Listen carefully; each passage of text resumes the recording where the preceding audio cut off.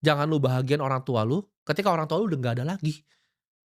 Lu harus sadar waktu itu sangat sebentar, jangan disia-siain. Jangan lu bahagiain orang tua lu, ketika orang tua lu udah nggak ada lagi.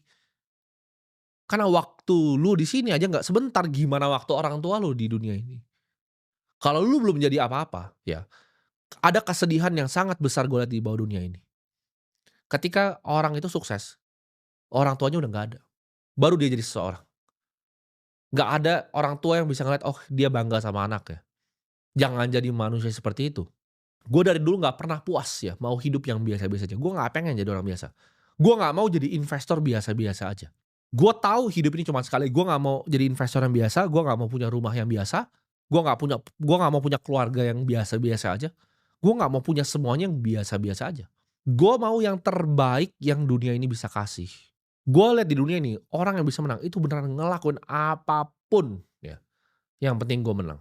Gue selalu mikir kalau ada orang yang menang, kenapa mereka layak dapat yang terbaik sedangkan gue enggak? Ini ketika gue masih miskin, kok dia layak dapat yang terbaik sedangkan gue enggak? Gue nggak iri dengan dia, gue nggak dengki dengan dia, gue nggak benci dengan dia. Gue cuma tanya, apa yang dia tahu? Kok dia bisa layak dapetin apa yang dia punya? Sedangkan gue ini nggak bisa.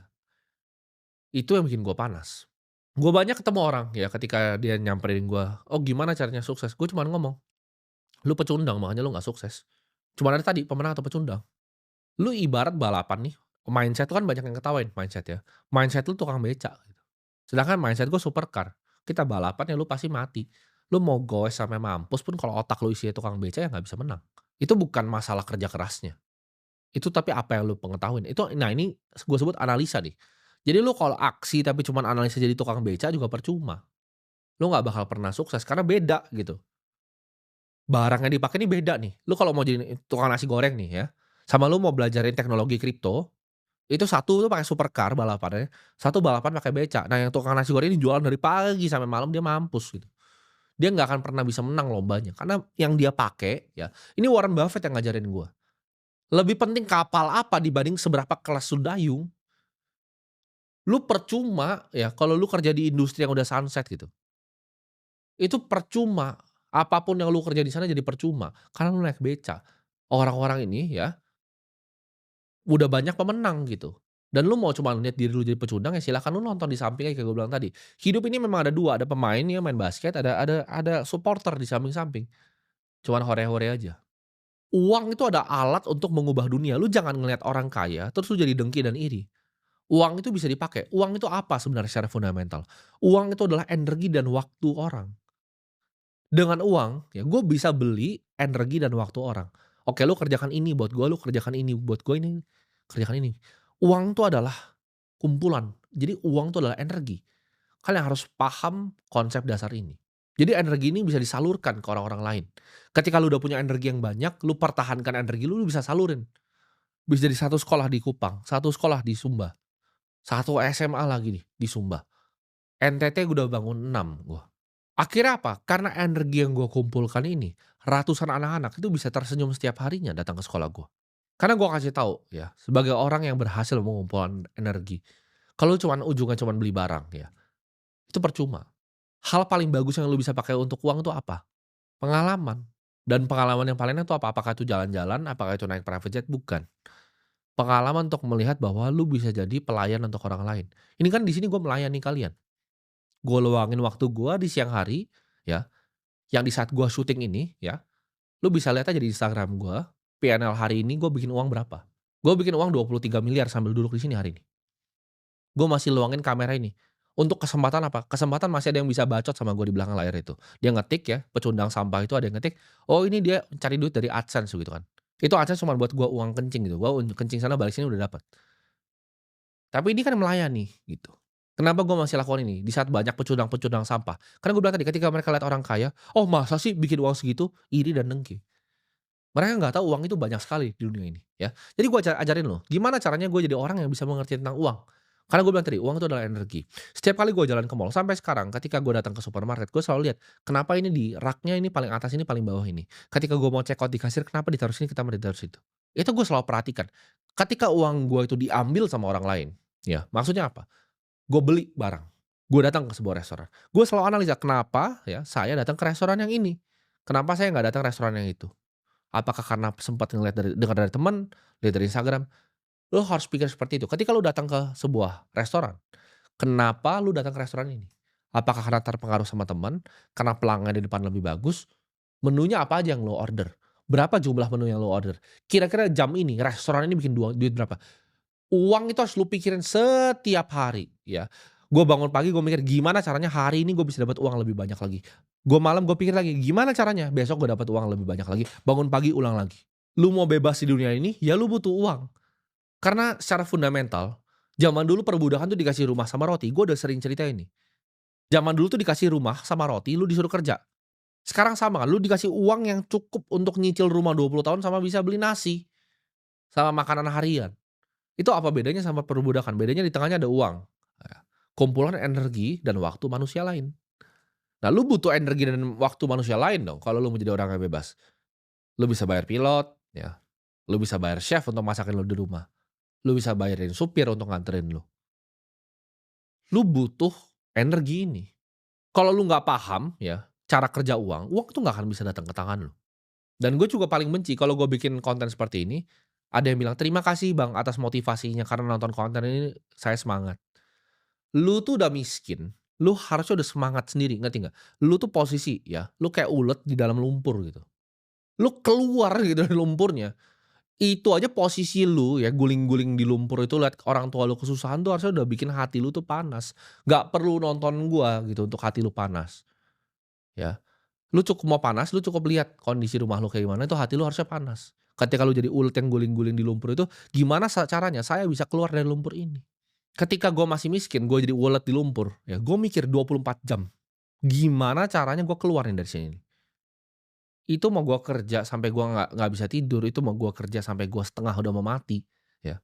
Orang masih gaya-gaya gitu kan, lu masih karyawan tipes masih ke rumah sakit, gue tipes kagak ada ke rumah sakit, gitu. Kerja lagi, besok bangun lagi. Nggak pernah ada sehari gue bolos 11 tahun gue kerja tuh sehari pun bolos nggak ada.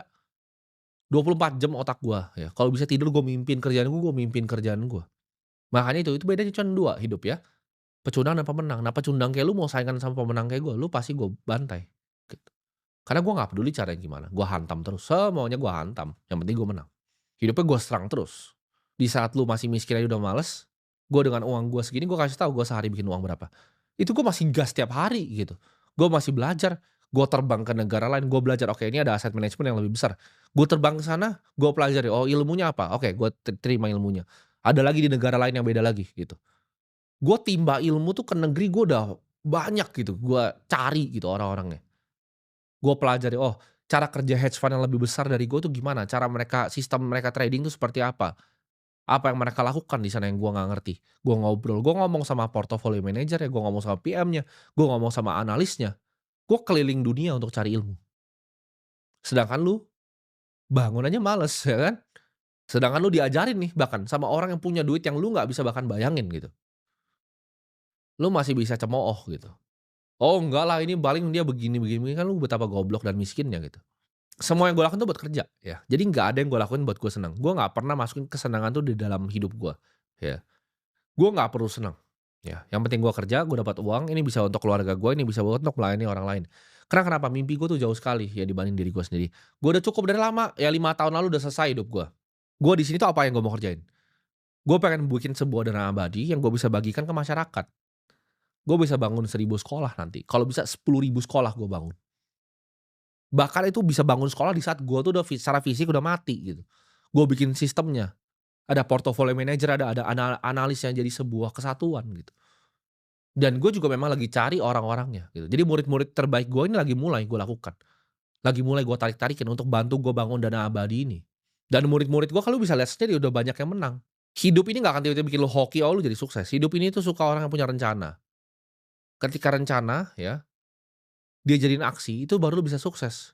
Dia mimpi dulu mau jadi orang kaya ya, dia rasain gitu mimpinya, dia bikin rencana, "Oke, gue mau sukses dengan cara ini yang harus gue pelajari rencana hari ini." Harian aja, 3 hal simpel, lu eksekusi harian. Gue yakin 365 hari, setahun hidup lu berubah. Lu harus sadar ya, nggak usah ribet-ribet, karena 20% dari apa yang lu kerjakan itu akan menghasilkan 80% dari output-nya. Jadi input 20, output-nya bisa 80.